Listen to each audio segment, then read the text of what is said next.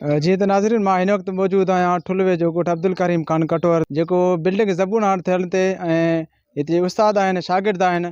असां उन्हनि सां ॻाल्हि ॿोल कंदासीं त वधीक उनजो छा चवणु आहे। सर इहो 2012 में बिल्डिंग तैयार थियो छत ताईं। उन खां पोइ ठेकेदार हुयो ज़ुल्फ़कार बुरड़ो उर्फ़ भुटो भुटो चवंदा, जंहिंसां मां ॻाल्हायो। मां चयो भाई कमु छॾे वञे, चयईं बजट एतिरो आहे अॻिते नथो मिले। उन सां को इंजीनियर हुयो वर्क्स जो बुरड़ो आहे को पार्टनर अथसि, उहो गॾु मिली भगत करे बिलां पास करे पैसा खाई विया हलिया। हाणे ॾिसो था स्कूल तव्हांजे साम्हूं आहे, छत बि कोन अथसि ऐं ॿारड़ा उस ते पढ़नि था। गवर्नमेंट वारनि खे बि ॾाढा चयोसीं, ॾाढो चऊं था, पर कोई ॿुधण लाइ तयारु न आहे। साईं सिंध हुकूमत के असांजो गुज़ारिश आहे असांखे बिल्डिंग ॾिनो वञे, असां उस ते पढ़ूं था। सियारो अचे थो, सियारे अचे थो, असांखे सर्दी थिए थो, उस ते असां वेठा आहियूं, असांखे बिल्डिंग ॾिनो वञे। सिंध हुकूमत खे गुज़ारिश आहे असांजो पढ़ाई जो तालीम सुठो ॾिनो वञे।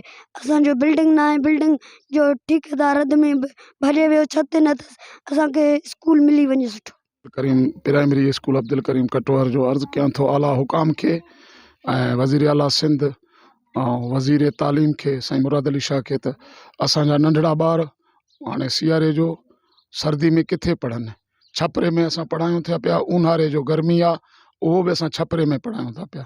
असांजो आला हुकाम खां इहो गुज़ारिश आहे त असांखे स्कूल जी बिल्डिंग ॾिनी वञे त जीअं असांजा ॿार सुकून सां तालीम हासिल करे सघनि ऐं असांखे बि वेहण में दुश्वारी न थिए। त इन अध में ठेकेदार छॾे भॼी वियो, हाणे सियारे जो मौसम बि अची रहियो आहे, ॿार किथे वज़ीर आला सिंध खे अर्ज़ु था कयूं त असांखे स्कूल ॾिनो वञे। असां ॿाराड़ी में ॻोठ अब्दुल करीम कटवर में वॾे उमिरि को असांजो स्कूल त मंज़ूरु थियो आहे, पर अॼु ताईं असांखे बिल्डिंग न आहे मिलियो।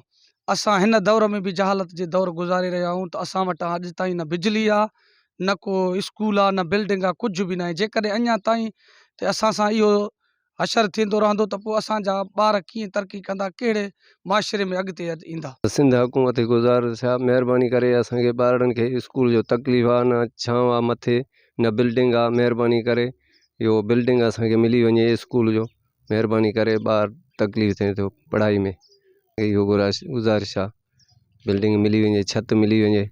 सीउ आहे, ऊन्हारे में गर्मी आहे, उन सियारे जो सर्दी आहे, महिरबानी करे इहो असांजो अर्ज़ु आहे इहो असांखे मिले। जीअं त नाज़रीन तव्हां हिते ॻोठ अब्दुल करीम खान कटवर जे उस्तादनि ऐं शागिर्दनि जूं ॻाल्हियूं ॿुधियूं। हिननि जो चवणु आहे त 2002 खां वठी ठेकेदार कमु अध में छॾे फ़रार थी वियो आहे। हिननि सिंध हुकूमत खां मुतालबो कयो त हिते बिल्डिंग असांखे ठाराए ॾिनी वञे। कैमरा टीम सां गॾु मोहम्मद अली धू, जेकब न्यूज़ ठुल।